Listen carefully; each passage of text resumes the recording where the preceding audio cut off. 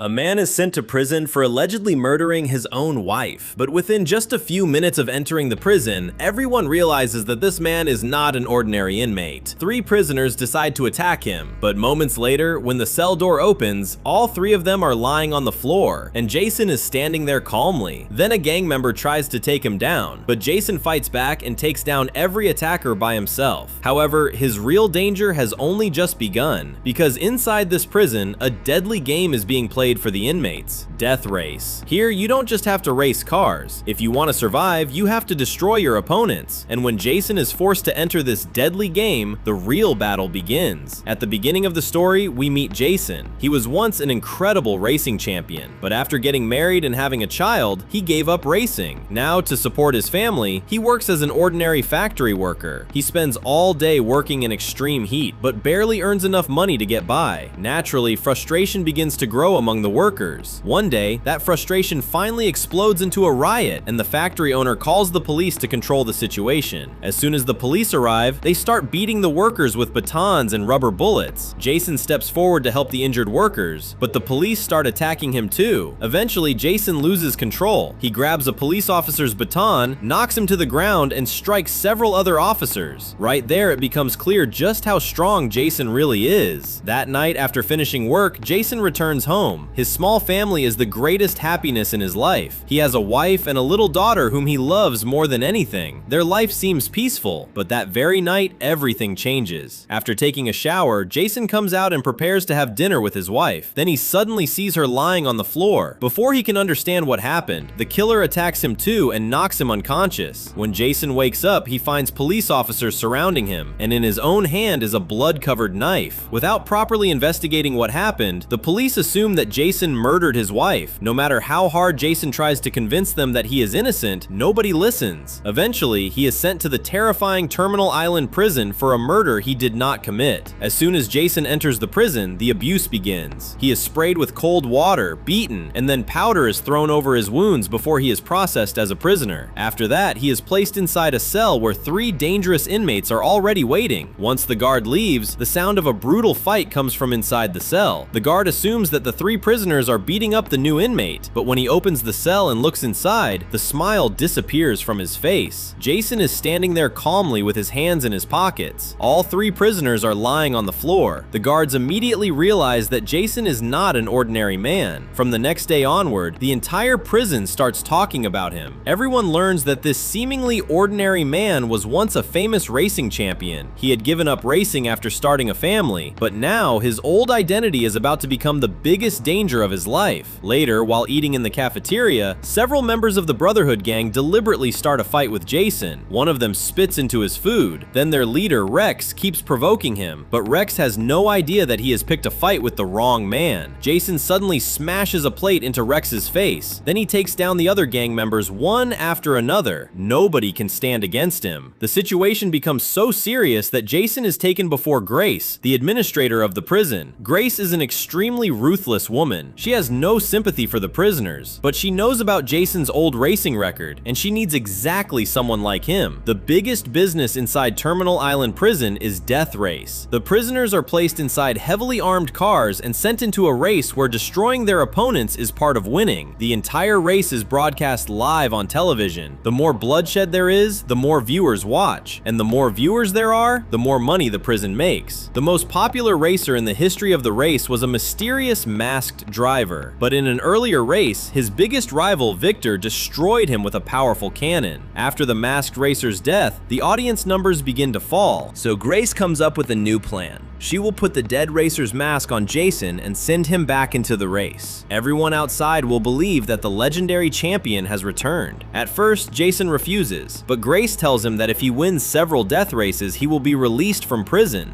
Desperate to return to his daughter, Jason finally agrees. He is taken to the prison's car workshop. There he meets Coach. Coach is an experienced mechanic who was responsible for the masked racer's car. The moment Jason sees the vehicle, he realizes that this is no ordinary racing racing car. It has a powerful V8 engine, bulletproof armor, a massive iron shield at the back, a machine gun in the front, petrol bombs, and a smoke system. The car is basically a moving weapons arsenal. Coach also tells Jason about some of the other dangerous racers. Leo is an intelligent but ruthless competitor who has already killed 4 people in Death Race. Then there is Ghost, a cold-blooded killer who is strangely obsessed with Grace. He has already killed 12 people. Rex is the leader of the Brotherhood gang, the same man Jason fought earlier. And then there is Victor, the most dangerous racer of them all. He was the one who killed the previous masked racer with a missile. But then Jason notices something that completely changes his understanding of the situation. Several new prisoners are brought into the prison. GPS tracking bracelets are attached to their wrists. Coach explains that the bracelets are used to stop prisoners from escaping, but the moment Jason sees one of them, he freezes. Because on the night his wife was murdered, the mysterious man he saw at the scene was wearing the exact same type of bracelet. Now Jason has a question. Was his wife's murder really just an ordinary killing? Or was he deliberately framed and sent to this prison? And if that is true, what connection does the murder have to Death Race? Jason decides that no matter what it takes, he will uncover the truth. Finally, the first Death Race arrives. Jason puts on the masked racer's helmet and gets inside the car. His navigator is Lily. Lily already knows that Jason is not the real masked racer. Once the car doors close and Jason removes the mask, Lily realizes who is actually sitting beside her. As soon as the race goes live, excitement spreads among the viewers. The news of the dead masked racer's return causes the previous viewing records to start breaking. Grace realizes that her plan is working. During the opening part of the race, weapons cannot be used, so everyone relies only on speed and driving skill to get ahead. But within moments, several cars surround Jason. Lily knows the entire track. She guides Jason toward a shortcut. Jason uses the dangerous route to overtake several cars at once, but Victor is not going to let him win that easily. Victor's vehicle is a massive Dodge Ram pickup with sharp spikes in the front, machine guns on both sides, and a rocket launcher mounted on top.